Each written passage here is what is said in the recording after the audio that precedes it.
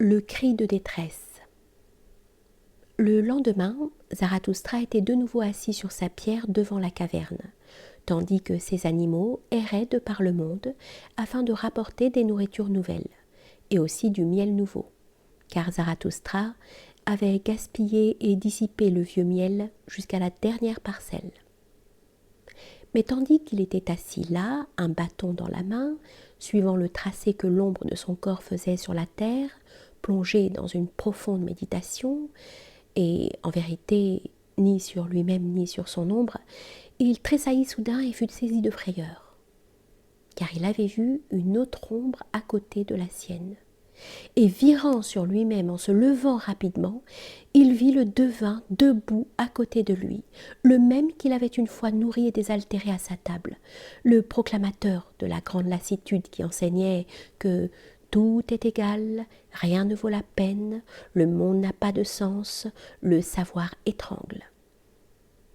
Mais depuis lors son visage s'était transformé. Et lorsque Zarathustra le regarda en face, son cœur fut effrayé de rechef, tant les prédictions funestes et les foudres consumées passaient sur ce visage. Le devin qui avait compris ce qui se passait dans l'âme de Zarathustra passa sa main sur son visage, comme s'il voulût en effacer des traces. Zarathustra fit de même de son côté. Lorsqu'ils se furent ainsi ressaisis et fortifiés tous deux, ils se donnèrent les mains pour montrer qu'ils voulaient se reconnaître. « Sois le bienvenu, » dit Zarathustra, devin de la grande lassitude. Tu ne dois pas avoir été vainement jadis mon hôte et mon commensal. Aujourd'hui aussi mange et bois dans ma demeure, et pardonne qu'un vieillard joyeux soit assis à ta table avec toi. Un vieillard joyeux, répondit le devin en secouant la tête. Qui que tu sois, ou qui que tu veuilles être, ô Zarathustra, tu ne le seras plus longtemps là-haut. Dans peu de temps, ta barque ne sera plus à l'abri. Suis-je donc à l'abri ? Demanda Zarathustra en riant. Les vagues autour de ta montagne montent et montent sans cesse, répondit le devin. Les vagues de l'immense misère et de l'affliction. Elles finiront bientôt par soulever ta barque et par t'enlever avec elle. Alors Zarathustra se tut et s'étonna. N'entends-tu rien encore ? Continuant le devin. N'est-ce pas un bruissement et un bourdonnement qui vient de l'abîme ? Zarathustra se tut encore et écouta. Alors il entendit un cri prolongé, que les abîmes se jetaient, se renvoyaient, car aucun d'eux ne voulait le garder, tant il avait un son funeste. Fatal proclamateur, dit enfin Zarathustra. C'est là le cri de détresse et l'appel d'un homme. Il sort probablement d'une mer noire, mais que m'apporte la détresse des hommes ? Le dernier péché qui m'a été réservé, sais-tu quel est son nom ? Pitié, répondit le devin d'un cœur débordant et en levant les deux mains. Ô Zarathustra, je viens pour te faire commettre ton dernier péché. À peine ces paroles avaient-elles été prononcées que le cri retentit de nouveau, plus long et plus anxieux qu'auparavant, et déjà beaucoup plus près. Entends-tu ? Entends-tu, ô Zarathustra ? S'écria le devin. C'est à toi que s'adresse le cri. C'est à toi qu'il appelle.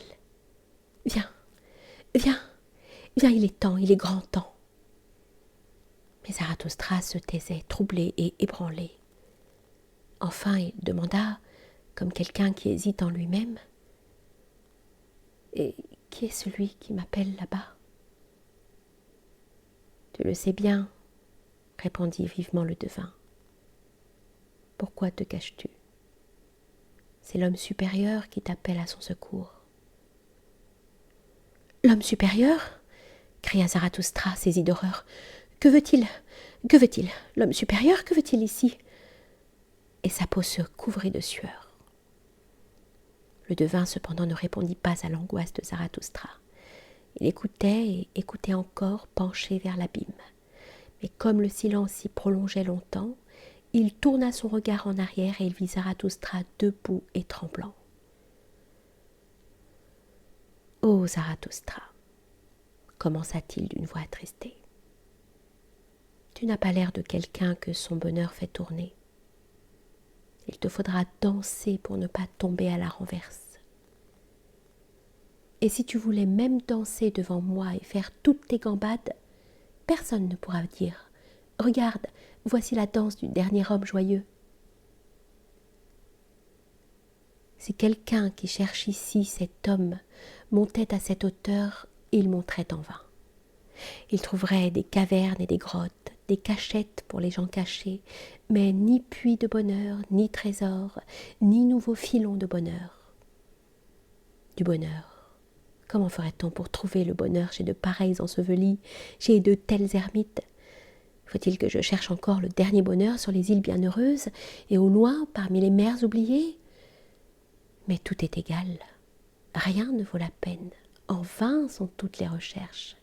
Il n'y a plus d'îles bienheureuses. Ainsi soupira le devin. Mais à son dernier soupir, Zarathustra reprit sa sérénité et son assurance comme quelqu'un qui revient à la lumière, sortant d'un gouffre profond. « Non, non, 3 fois non, s'écria-t-il d'une voix forte en se caressant la barbe. Je sais cela bien mieux que toi. Il y a aussi des îles bienheureuses. N'en parle pas, sac à tristesse, pleurard. Cesse de glapir, nuage de pluie du matin. Ne vois-tu pas déjà mouillé de la tristesse et aspergé comme un chien? Maintenant je me secoue et je me sauve loin de toi pour redevenir sec. Ne t'en étonne pas. N'ai-je pas l'air courtois? Mais c'est ma cour qui est ici. Pour ce qui est de ton homme supérieur, eh bien, je vais vite le chercher dans ces forêts. C'est de là qu'est venu son cri. Peut-être une bête sauvage le met-elle en danger. Il est dans mon domaine. Je ne veux pas qu'il lui arrive malheur ici. Et en vérité, il y a chez moi beaucoup de bêtes sauvages. » À ces mots, Zarathustra s'apprêta à partir. Mais alors le devin se mit à dire « Ô Zarathustra, tu es un coquin. Je le sais bien. Tu veux te débarrasser de moi. Tu préfères te sauver dans les forêts pour poursuivre les bêtes sauvages. Mais à quoi cela te servira-t-il? Le soir, tu me trouveras pourtant de nouveau. Je serai assis dans ta propre caverne, patient et lourd comme une bûche, assis là à t'attendre. » « Qu'il en soit ainsi, s'écria Zarathustra en s'en allant. Et ce qui m'appartient dans ma caverne t'appartient aussi, à toi, mon hôte. Mais si tu y trouvais encore du miel, eh bien, lèche-le jusqu'à ce qu'il n'y en ait plus, ours grognon, et adoucis ton âme, car ce soir nous allons être joyeux tous deux. Joyeux et content que cette journée soit finie. Et toi-même tu dois accompagner mes chants de tes danses, comme si tu étais mon ours savant. Tu n'en crois rien, tu secoues la tête. Eh bien, viens, va, vieil ours.